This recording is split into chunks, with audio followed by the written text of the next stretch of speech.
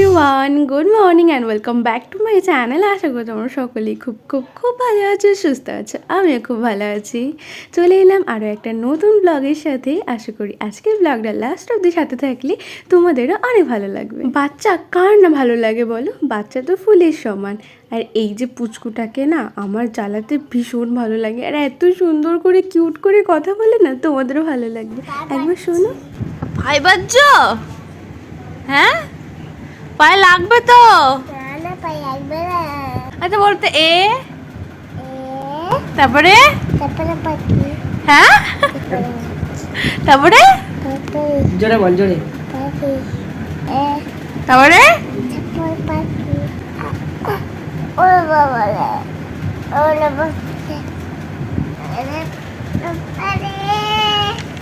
ওয়েন্দ্রিলা চৌধুরী। এটা বলে দেখলি পাকা বুড়ি একটা। যাই হোক, সেদিনকে ছিল আমার কলেজ, তো আমি কলেজে চলেই গিয়েছিলাম। আর এই ক্লিপটা নেওয়া হয়েছিল একেবারে ছুটির পরে।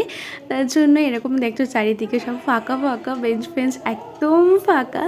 তো সেদিনকে না আমাদের হাফ হয়েছিল, কারণ আমাদের আবার ডিউটি ছিল। তো আমরা ডিউটিতে চলে গিয়েছিলাম।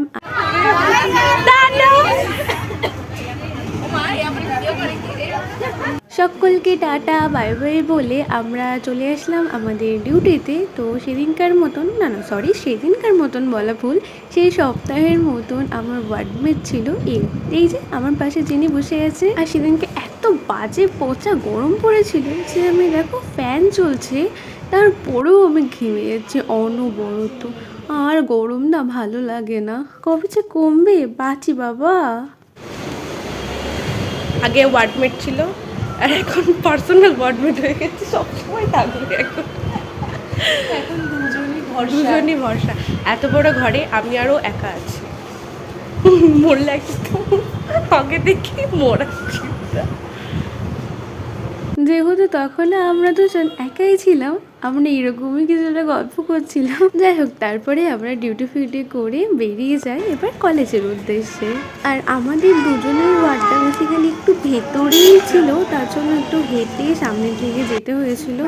ও হ্যাঁ, আর আমি না এই ব্লগটাতে দুদিনের আমার ডিউটির ডেটটা অ্যাড করেছি। তো ডিউটি ফিউটি সব কমপ্লিট, এবার শুরু হচ্ছে একটা ধমাকাদার টাইম। এখন থেকে লাস্ট অবধি যতটুকুনি দেখবে, আশা করি আমার মতন জঙ্গল মানে সবুজে ঘেরা প্রকৃতি যাদের যাদের ভালো লাগে তাদের ভীষণ ভালো লাগবে। তো আমি বলি এত দূর অবধি যারা যারা এসেছো তারা লাস্ট অবধি উইদাউট স্ক্রিপ্টে একটু সাথে থেকো, আশা করি হেভি লাগবে। এতটুকু প্রমিস তোমাদের করতেই পারি উইথ কনফিডেন্স। হ্যাঁ, আর দেখো আকাশটা একেবারে কালো করে এসেছে, যেন মনে হচ্ছে আর 5-10 মিনিটের মধ্যে ঝেঁপে বৃষ্টি নামবে।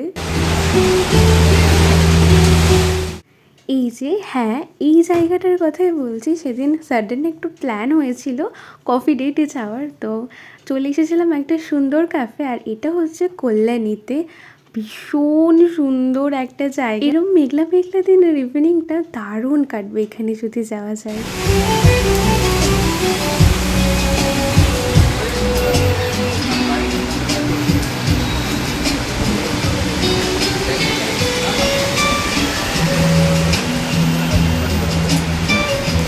শুধু তাই না, জানো তো তখনও বৃষ্টি পুরোপুরি শুরু হয়নি, বাট হবো এরকম একটা ভাব। প্রথমে না অল্পই পড়ছিল, তারপরে যেন দেখলাম একেবারে ঝেঁপে বৃষ্টি নামলো। বসেছিলাম বাইরে, আর প্রথম দিকে বৃষ্টিটা আস্তে আস্তেই হচ্ছিল, আর সামনেই পুল ছিল, বেশ সুন্দর একটা হাওয়া আসছিল আর ভালোই লাগছিল। তারপরে যখন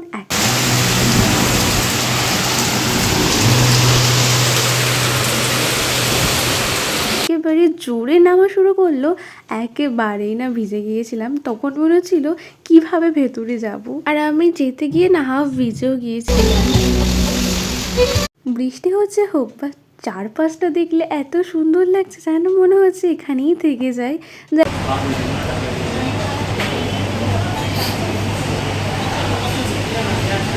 ঝটাপট ওপরে এসে অর্ডার দিয়ে দিই আমাদের আফগান পাস্তাটা বেশিক্ষণ লাগেনি, অল্প কিছুক্ষণের মধ্যেই চলে এসেছিলো। আর রাতও তো হয়ে যাচ্ছে, আর আমার তো কেন জানি না এখান থেকে বেরোতে ইচ্ছা করছিল না। যাই হোক, খাওয়া দাওয়া তাড়াতাড়ি করে কমপ্লিট করে চলে আসি নিচে।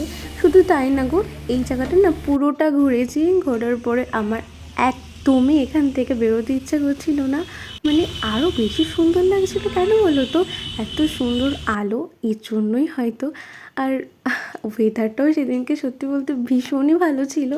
তারপরেও নিজের মনকে অনেক কষ্টে সৃষ্টে বুঝিয়ে এখান থেকে বেরোই, কারণ ওয়েদার একদমই ভালো না। বৃষ্টির কথা একেবারেই বলা যায় না, কখন নেমে যাবে আর বাড়ি ফিরতে পারবো না। আর ডিস্টেন্সটাও তো একেবারেই কম না, যেতে ম্যাক্সিমাম 1 ঘন্টা টাইম তো লাগবেই, তার জন্য বেরিয়ে পড়ি। তবে ভেবে নিয়েছি আবার কোনো একটা দিন এরকম সুন্দর একটা ওয়েদার থেকে আসবো। তবে আজকে কিন্তু আসাটা এরকম ওয়েদার দেখে না, হয়ে গিয়েছে এরকম। আর এখন তো বর্ষাকাল, এখন তো ওয়েদার কিছুটা এরকমই থাকবে। তো আজকের ব্লগটা এখানেই এন্ড করছি, টাটা।